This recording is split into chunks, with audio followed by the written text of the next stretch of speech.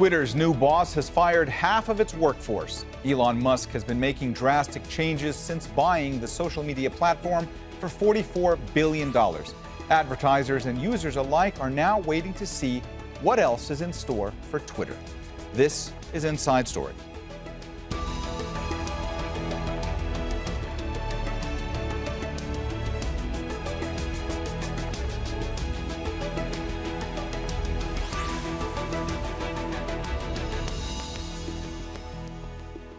Hello and welcome to the program. I'm Mohammed. Elon Musk likes to make headlines, and spending $44 billion to buy one of the biggest social media platforms in the world is one way to achieve that. But the deal has been troubled from the start. Musk tried to back out, but at the 11th hour signed on the dotted line, averting a major court battle. No sooner had the ink dried on the deal than he set about firing half of Twitter's workforce by email after they were locked out of the company's IT systems. Some of those gone include staff with human rights and hate speech expertise. Twitter had been moderating content, notably expelling former U.S. President Donald Trump. Some major advertisers now say they're withholding their business until they see what happens next. We have a lot to get to with our guests, but first, this report from Rob Reynolds in San Francisco. Just 1 week after buying Twitter, Elon Musk gutted its workforce, firing up to half of its 7,500 employees. At Twitter headquarters in San Francisco, there were no laid-off workers filing out, clutching boxes of their personal effects. All the firings were done by email. Some employees tweeted in colorful language denouncing what they see as a callous and impersonal method of termination. I think it's going to create a very tense environment at Twitter, and social media is really all about creativity. Employees have filed lawsuits against Twitter's new ownership, saying the mass firing violates federal and state laws requiring 60 days advance notice and severance payments. Musk fired all Twitter senior executives last week as soon as he bought the company for $44 billion. Musk also says he wants to charge users a subscription fee to have their identities verified on the platform, which has outraged many users. Musk describes himself as a free speech absolutist and fears that Twitter will relax its moderation under his management. Allowing hate speech and misinformation to flourish has led prominent advertisers, including General Motors, Pfizer, Audi, Volkswagen, and others, to suspend advertising on the platform. Experts also expect elite users in politics, entertainment, and other fields will flee Twitter in droves if its standards on hate speech or misinformation are relaxed. Major leaders, and especially people within government, can't be associated with that on any social media platform along that nature. And so they will be forced to leave the platform by whoever is managing them. Musk tweeted on Friday that Twitter has suffered a massive drop in revenue, which he blamed on unnamed activists pressuring advertisers. Musk says he wants to take Twitter into private ownership so that its shares would no longer be publicly traded and it would no longer be subject to federal securities regulation. That's a complicated regulatory process that could take years to accomplish.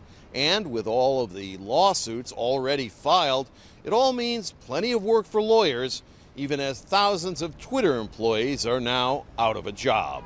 Rob Reynolds, Al Jazeera, San Francisco. Musk has reassured investors the coming changes won't affect Twitter's user protection rules.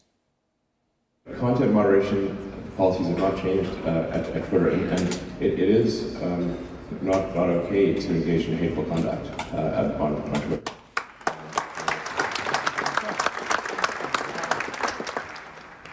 So we have had actually probably targeted attacks where temporarily people have been able to put some hate speech on Twitter, but then it's been taken down immediately.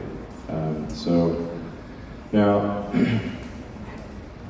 what I want to try to achieve with this sort of enabling everyone to be payment verified with Twitter Blue is to try to get as many people payment verified as possible. It's only $8 a month, although for some people that were complaining about that. The manner in which staff were fired has angered and upset former employees and their representatives.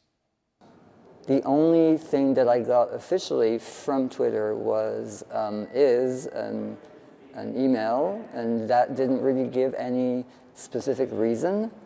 So it sounds a bit strange to be fired for cause, but with no actual cause. So I'm still trying to find out what the actual reason is, if it's atypical or if it's standard practice. But the only way people would find out would be not any phone call or any email from their employer or their boss, but just by seeing their their work laptop automatically reboots and just go blank. That's the way people would find out. This is a highly unusual way to go about a layoff, particularly in Silicon Valley. Often in Silicon Valley, a lot of the tech companies won't want to make these as public and are much more afraid of negative PR than in this situation. Additionally, one of the things that if I were advising employees in this situation, I would be looking to who exactly is getting laid off. Is it whistleblowers? Is there any disparate effect on any particular demographics?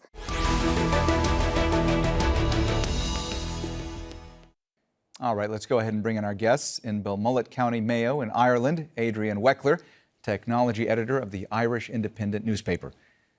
In San Francisco, Cara Brennan Allamano, chief people officer at Lattice, a people management software company. And in Kyoto, Japan, Marc Einstein, a digital media specialist with the ITR Corporation. A warm welcome to you all, and thanks so much for joining us today on Inside Story. Marc, let me start with you today. So it's being reported that in order to fund his $44 billion acquisition of Twitter, Elon Musk loaded the company with $13 billion in debt, and that comes with more than $1 billion a year in interest payments. So how much pressure does that put Twitter under right now? And at the end of the day, does that mean that Elon Musk has bought Twitter for far more than it's worth? Well, I think that is literally the $44 billion question. I would say that it has been a question since Twitter's inception, if it really is able to monetize, and does this really match the valuation that it's always had? I think that right now we're kind of seeing a rude awakening for Twitter. So I do expect a very, very drastic change in both their business model and their strategy going forward. Cara, how chaotic and haphazard have the layoffs at Twitter been thus far? How confusing and how difficult has that made things for those who have lost their jobs? You know, I was connecting with some folks that recently lost their job from Twitter just yesterday, and the word that they used is devastated. They felt not only that they still had many questions about their future, their immediate future. There are a lot of questions that haven't been answered by the Twitter team, but they're also feeling really upset about the loss of the Twitter that they thought they knew. And the new leadership has come in and they feel a true lack of respect for what has been built and a true uncertainty for the mission of Twitter and the future of the business that they had put so much effort into. So particularly in the San Francisco Bay Area, we're feeling it, and we're feeling it for these former tweets. And Adrian, when it comes to how chaotic and haphazard these layoffs have been handled, we are hearing reports that some of those who were fired have actually been asked back already. What have you heard when it comes to that? I've heard very similar things. Here in Dublin, Twitter employs 500 people, and the word you used is correct. It's chaos. They've gotten rid of most of the curation teams. They would be the teams responsible for creating legitimate information alongside topics that have a high risk of misinformation. They've gotten rid of a lot of the machine learning ethics teams affecting the algorithm, as well as the transparency and accountability teams. And even the trust and safety team, which is the one we all talk about. And Twitter says they've only cut 15% of that team. They're the front-facing content moderators. There's a lot of evidence now that there's already chaos going on Twitter. We know that in the first 24 hours after Elon Musk took over, use of the racial slur term, the N-word, increased by 500%. Musk himself tweeted and then deleted a homophobic conspiracy theory a few days ago. So the company is in chaos, and there's a lot of fear about the kind of misinformation we'll see. Adrian, let me follow up with you regarding that point that you were making about these fears about the potential spread of misinformation on the platform. There was an open letter that was sent by Volker Turk. He's the UN High Commissioner for Human Rights, and he said that reports that Elon Musk had laid off Twitter's entire human rights team were not an encouraging start, and he expressed apprehension about our digital public square and Twitter's role in it. He also warned against propagating hate speech and misinformation, and he highlighted the need to protect user privacy. How much concern is building right now regarding all of this? Absolutely huge. I mean, as well as the teams that I've mentioned that the company has cut, which are supposed to be the safeguards against misinformation, which are supposed to, I suppose, value the main reason we all come to Twitter in the big public news moments, because that's what Twitter is. Twitter's also cutting the infrastructure team, which means servers and cloud services. Now, we're coming up to midterm elections in the US. Early voting has already started. There is a very real chance that the servers may now crash. This is what insiders in Twitter are telling me. So that all adds up to a very, very worrying climate over the next few weeks. Cara, Adrian was just talking about these reports that infrastructure teams at Twitter had been cut, that some of the members of the rights teams had been cut, had been laid off. Let me ask you, aside from how much concern all of this is causing, from your vantage point, could these layoffs have been handled differently? And if so, how? I mean, from your vantage point, what steps should have been taken? There are a lot of examples, even recently in Silicon Valley, of layoffs that have been handled really thoughtfully and compassionately. We saw Jack Dorsey tweet a level of personal responsibility for these. I think that's a start. This is about understanding that each one of these, what we're hearing is 3,700 employees, has life, has a family, potentially have friends that they're concerned about. And with just a little more planning, that's the unfortunate thing. Just a little more planning and a little more thoughtfulness, I think this could have gone a lot better. Some of the things that employers have done, as we have gone through a number of layoffs at banner companies in Silicon Valley, is they provided extended periods of severance. Some have offered to give outplacement services. They've even turned their own recruiting teams into search firms for those exited employees to help them find new roles within Silicon Valley. They've helped create alumni groups, which I understand our ex-Twitter employees are now self-organizing into alumni groups so they can share information because there's been such a lack of information. This is something in Silicon Valley that people understand, unfortunately, because we've gone through a lot of cycles within our business, right? Within our industry. We know what it's like when tech is hit with a macroeconomic downturn, and often we pull together to help people have really soft landings. And the leader of those of that empathetic approach is often the employers, because we also know that there's often a time when things get better, and those folks want to be seen as the respectful employers so that they can get the very best talent. In a truly knowledge-based economic situation that we have in Silicon Valley, where one engineer, one trust and safety person can be a 10x multiple on your business, we have to treat people really well, because we know we may want them in the next 2 years when things look a little bit better. I can tell you that's definitely not the conversation that's being had around Twitter and Twitter leadership right now.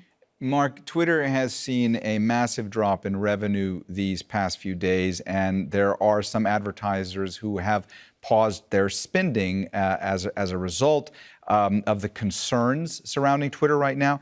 How concerned are advertisers, and also how much is Twitter dependent on ad revenue?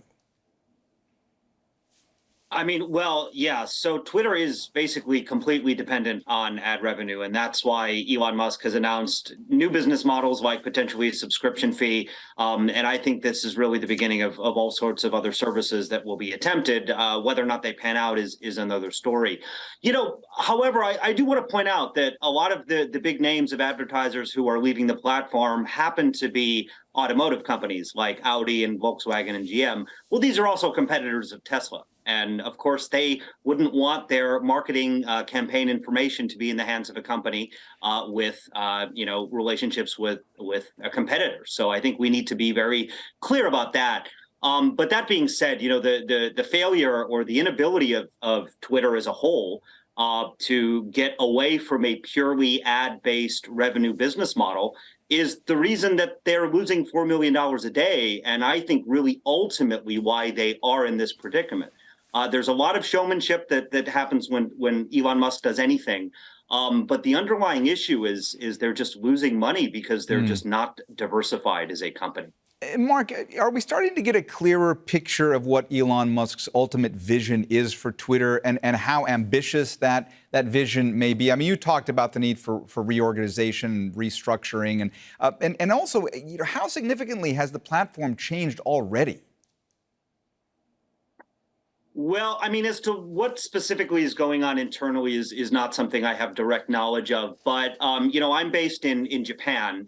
And when we look at the kind of Web 2.0 giants in Japan, like Rakuten or Kakao in South Korea or, BAT in China, these super apps are very diversified. And so, for example, when COVID hit, for example, ride sharing went down to zero, but food delivery exploded. And so overall, these companies weathered the storm fairly well.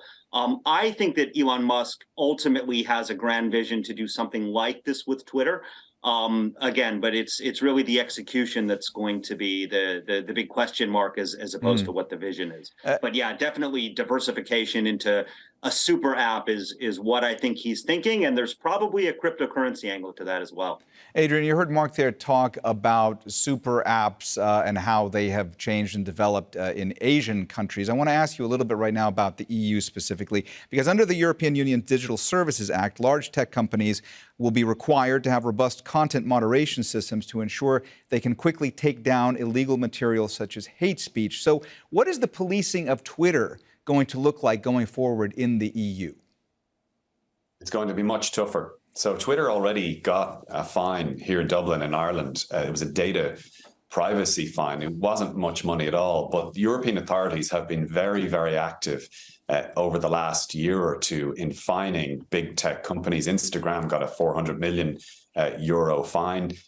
Google got a 4 billion euro fine. The EU in general, takes the gloves off when it comes to big tech companies, particularly US big tech companies. And you're right to point out the Digital Services Act, even though that won't be enacted until 2024. It won't come into effect, rather, until 2024. That has very significant provisions in it, particularly targeting things like misinformation, hate speech, and the fines there could be very significant, up to 6% of annual turnover. Now, for Twitter, at the moment, that would be around 300 million euro, but that's not money that Twitter can afford.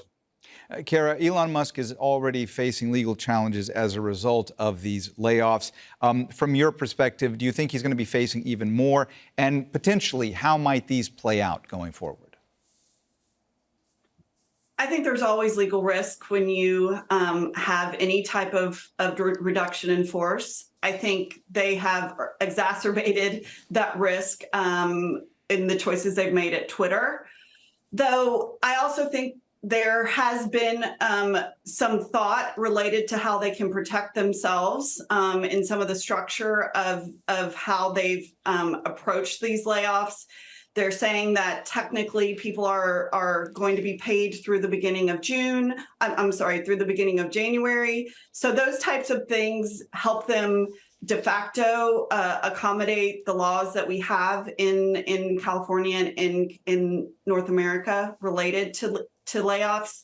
The thing that I'm actually much more concerned about is what they're going to do in order to execute the strategy that they have ahead of them. We have a saying here in Silicon Valley that culture eats strategy for breakfast. And fundamentally, they've exited many of the employees that have built the culture of trust and safety, the culture of human rights focus in their organization. We know that they have dismantled all of their employee resource groups, which includes groups that are focused on equal rights, racial equality, all those different elements that attract the right kind of thoughtful employees to your business. And those are the things, to me, that are equal risk with some of these potential legal challenges. Lattice, the company that I work for, has done our own research, and we know that 23% of employees already are facing disengagement coming out of the pandemic. How do you get people engaged who are sitting at Twitter right now and asking them to face the challenges that Elon Musk says he's going to overcome? And Cara, just very quickly, because we are starting to run out of time, the layoffs that we've seen at Twitter, I mean, you're talking about the impact some of this is having on Silicon Valley. How much of a chill is this sending to workers throughout the tech industry right now? It definitely is. We've had a slow drumbeat of layoffs to date that started happening at the beginning of summer.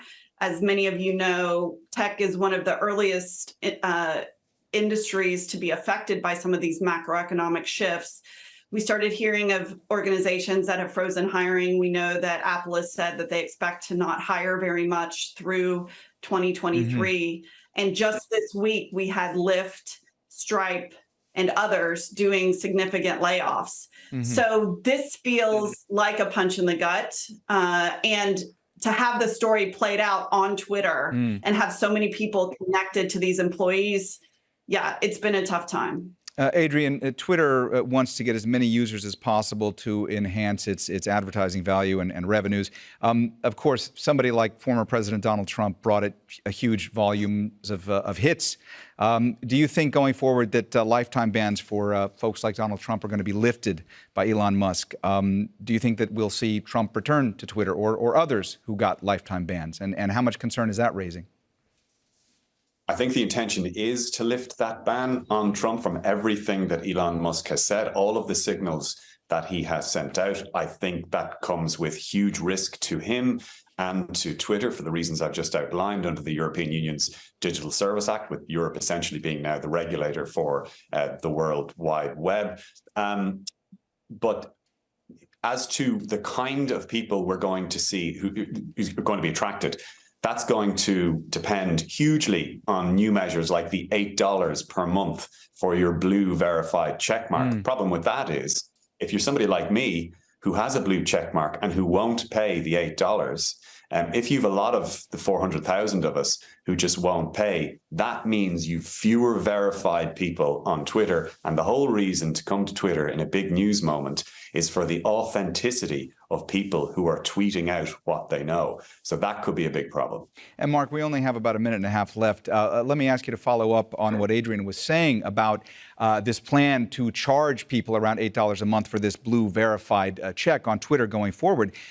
When it comes to the controversy over charging people, there are those who are saying that this could in fact backfire for Twitter and that it could disincentivize prominent accounts from actually being verified. Is this really a money-making prospect for Twitter, or do you think that this has the potential to cause to be a big backfire? Well, I mean, again, I think that if they are really losing $4 million a day, like Elon Musk says, then something has to change, and they are going to have to change their business model. Verifying people for money, whether the $8 is for everybody, whether there are tier systems, whether people can be grandfathered in, I think has remained to be seen. But to me, the key message is that things do have to change from a financial perspective, because Twitter is not a nonprofit organization. So all right, that's my take. All right. Well, we have run out of time, so we're going to have to leave the conversation there. Thanks so much to all of our guests, Marc Einstein, Cara Brennan Allamano, and Adrian Weckler. And thank you, too, for watching. You can see the program again anytime by visiting our website, aljazeera.com. And for further discussion, go to our Facebook page. That's facebook.com/AJ Inside Story. You can also join the conversation on Twitter. Our handle is @AJ Inside Story. From me, Mohammed, Jamojoom, and the whole team here in Doha, bye for now.